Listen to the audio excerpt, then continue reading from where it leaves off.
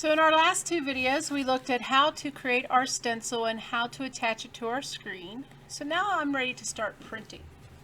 So I'm going to want my original design, and I'm cutting out the size that I had originally planned for it. So remember when I talked about drawing out your stencil, how we needed to know the size of the area.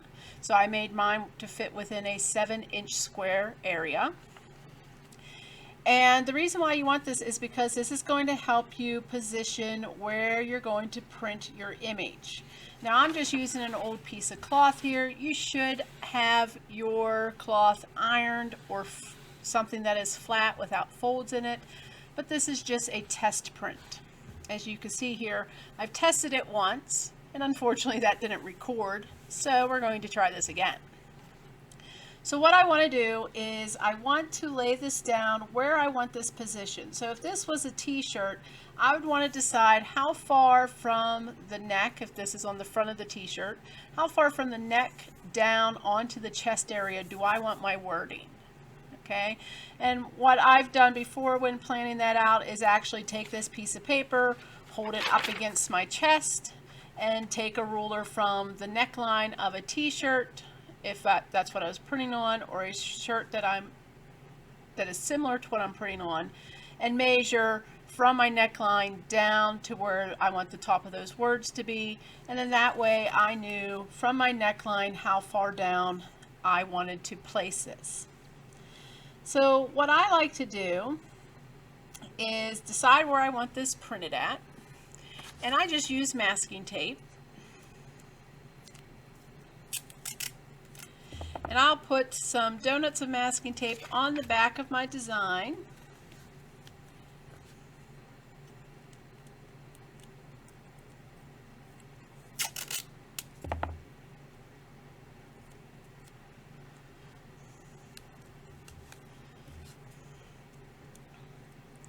And this will just help hold it in place until I get tape marked off for my registration marks. So I'm going to place this up here in the upper corner. If this is where I want my print to be, then I secure it with those rolls of tape on the back. And then what I'm going to do is I'm not taping this to the fabric, but I'm going to create a box around this with my tape. So I want to get the tape as up against my box as much as possible. And again, this is why you want to work with fabric that is ironed and flat. And I'm going to do that all the way around my design.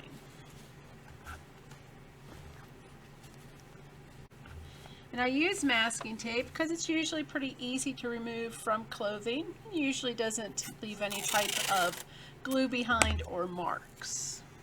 It also has a surface that I can draw on, and you'll see why that's important here in a few minutes.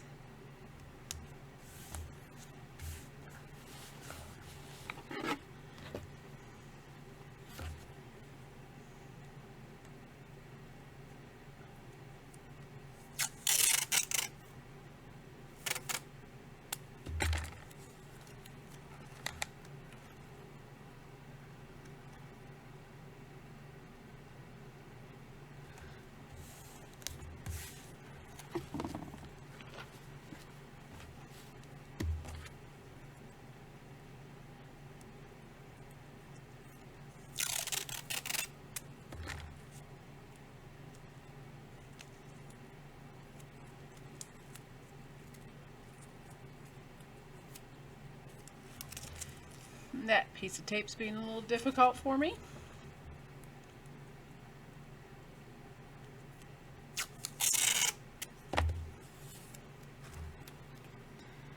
And this is my last piece.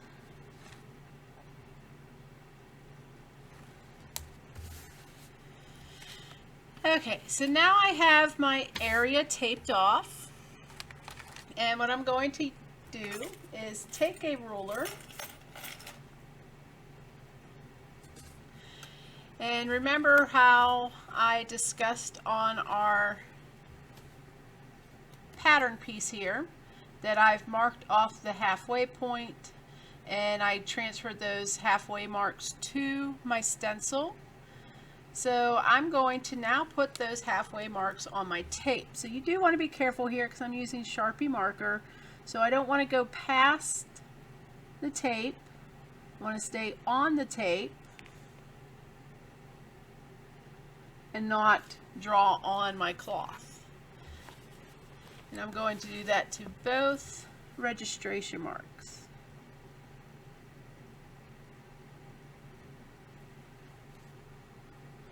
So again, I'm just marking on the tape where those halfway points are.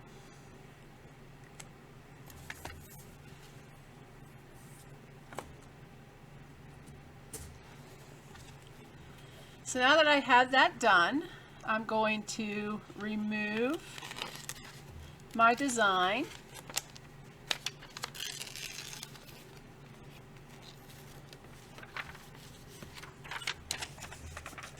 And I keep a hold of this. If I want to make more than one print, I'm going to need to do that again on whatever other shirt or piece of cloth that I'm going to copy that design onto. And this will now allow me to line up my print. So I have my little registration marks on my stencil. They are now on the tape here. And so when I'm ready to print, I'm just going to line up those marks to each other. And that is then going to allow me to print. And the reason why that is important is maybe not so much in a single color print as this will be, but if you're doing multiple layers, each layer should have these registration marks so that when I'm ready to print on to the next layer, then I just line those marks up and I am ready to print. Okay, so once I have my cloth marked off, I will need, of course, my stencil attached to my screen. I am going to need a squeegee. I'm going to need at least a piece of paper underneath my cloth. I haven't had it happen yet with anything I've practiced this on, but you don't want your ink bleeding through, and just when you think it won't do it, that's when it's going to do it.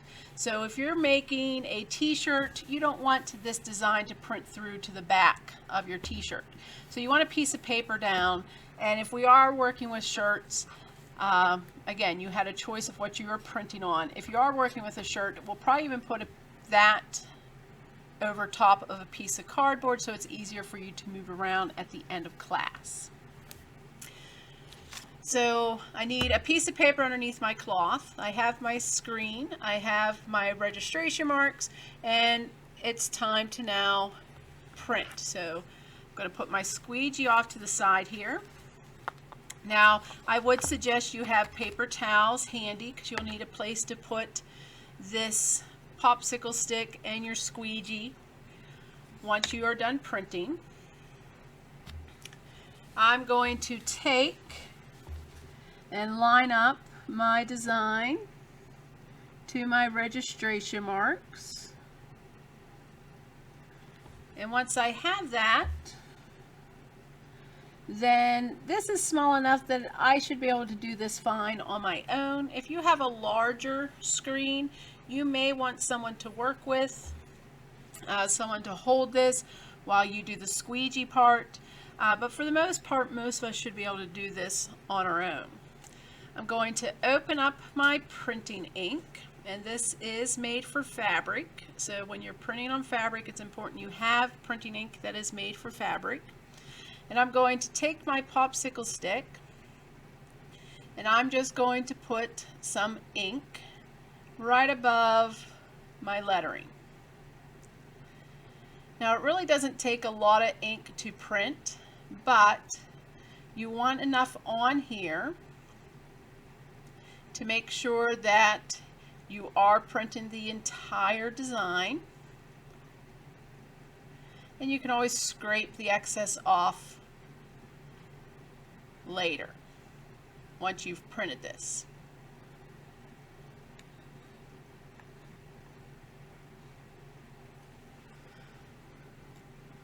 Going to close up my ink.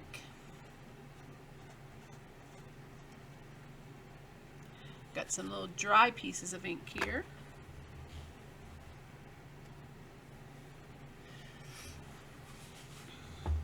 And this is your last chance to make any adjustments to the placement of this, because right now that ink is on your stencil. It's not filling in your areas that are cut and removed for printing.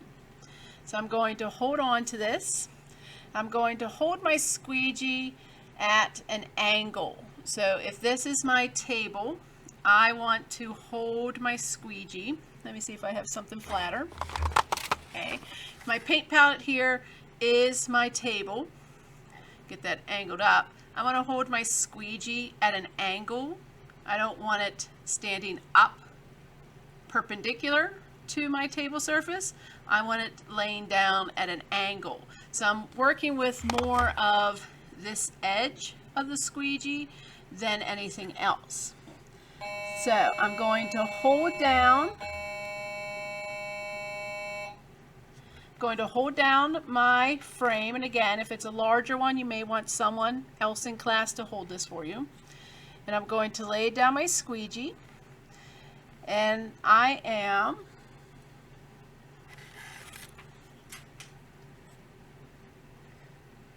going to go over the ink. I pick it up. I'll do a second swipe. And I will go back the opposite direction.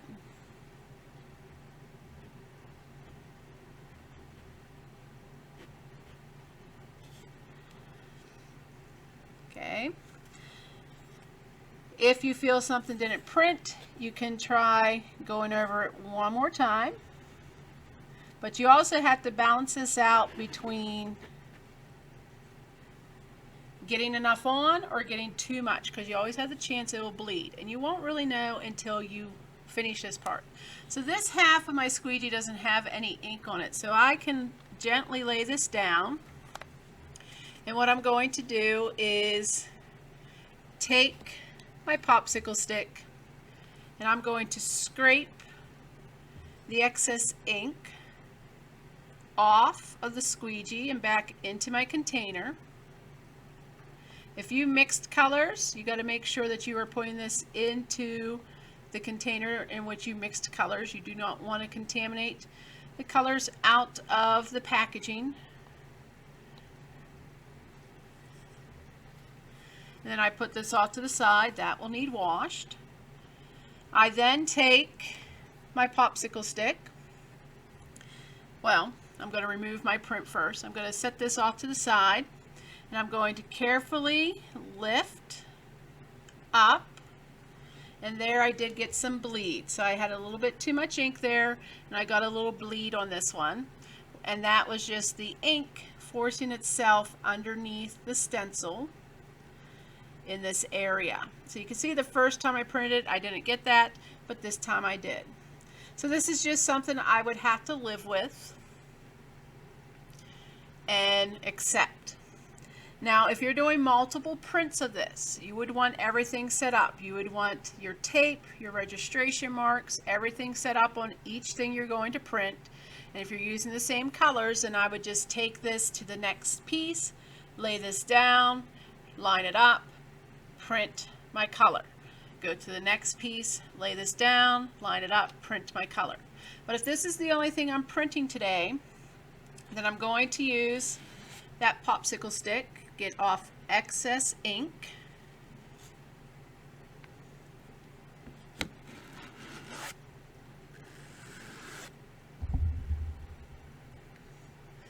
and then this will go to the sink to be washed. And when I wash this, I want cold water. Your contact paper glue will last longer if you use cold water. If you use hot water, it's going to make the contact paper release from the from the screen, and then it's very difficult to get lined back up, and then you have to make a whole new stencil. So cold water, and I want to get all the ink off of here. So I'm going to go do that, and I will be back. Okay, so I am back. I've rinsed this off. Again, cold water.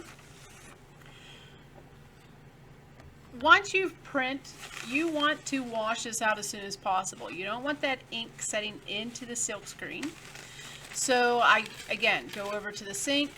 I put it on a low, medium, low pressure.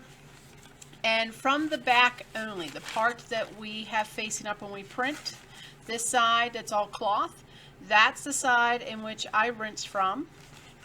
Now I did do a small little rinse on the front to get the excess ink that bled past that A here on that front side. And then I just lay it on some paper towel, and I put a piece of paper towel inside, and I'm going to just blot. So let me move my design here, because you don't want to put anything wet on top of this.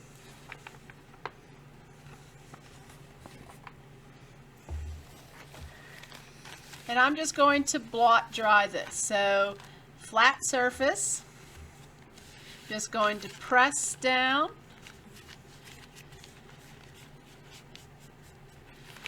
And so I have paper towel on the bottom, I have paper towel up top here. And that's all I'm going to do for drying. So once you wash this, you do have to wait to use it again. If I do any rubbing, it is going to be on this back side. And you never want to do any type of rubbing or rough movements on that front side, because this is where your stencil's at, and there's a possibility you can accidentally hit one of these edges and lift them up. Okay, the more times this does get washed, that's already going to be something that will occur. So once I have that patted dry, then I'll put this over in the storage area and let it dry fully, and it will be ready to print the next day. So I never want to work with this while this is damp, and I want to make sure that I do wash this off before I do anything else so that the ink doesn't dry in the screen. So there's a difference between ink being in there and it just being stained from the pigment in the ink. Okay, so this is stained but the ink is gone. So that is the printing process.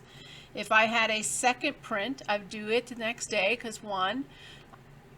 because I had to wait for that ink to dry on the cloth. So I can't have it wet and then place another stencil down on top of it, because there's a chance it's going to just smear or lift what is wet on the cloth already. But the next day I would then use those same registration marks with my next layer, line those up, and print that one. Again, do it for however many items I am printing, and then clean up. The next day, go on to my third layer. So remember, you have a possibility of 3 layers for your project. That's all I have for you, and that is the printing process. I can't wait to see what you create.